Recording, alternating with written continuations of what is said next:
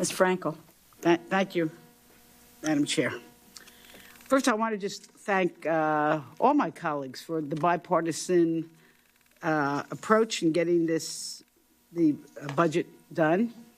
With that said, I want to just say this, that compromise does not only always mean agreement, in my opinion, without any personal disrespect to any member. The Hyde Amendment is not wise. I think it's unjust and cruel. And I believe it takes away the freedom from people to make the most personal decisions that they can have. And it hurts the people who have the least amount of resources.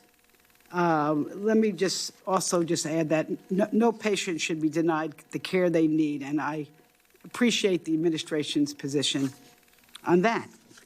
So let me just add my thanks to your proposed budget, the funding for increased funding for Title X, child care, that's reproductive care, child care, maternal health, mental health. And I think it's very important that we are, not only are we helping people take care of themselves, but we're reducing the costs for people so they can take care of themselves. And I'd like to just say that I think the best defense for this country is to have a strong economy and have people live well. I have a couple of questions. Thank you for being here. Yeah, thanks to the Affordable Care Act, there's the contraceptive coverage requirement really allowed millions of people across the country to really to afford contraception. But we have been hearing lots of stories that health insurance companies are not complying with the law. So, for example, they pick a couple of products that a consumer can use, a patient can use, and not others, or they're actually requiring payment, some cost sharing. I wanted to know what the department is doing to ensure that every plan subject to the ACA's birth control coverage requirement is complying with the law. Congressman, thank you for the question. I have experience with this not only as the Secretary, but as the former Attorney General in California, where we moved to make sure that women's rights to contraception coverage were protected.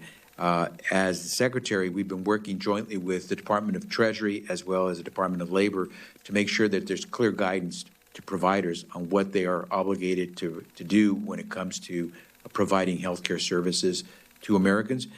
We will continue to make the case that under the ACA, individuals, including women, are entitled to certain protections and services, including contraception coverage. And if someone points out to us a case where there is a provider that is violating the law, we're prepared to take action as well. Thank you for that.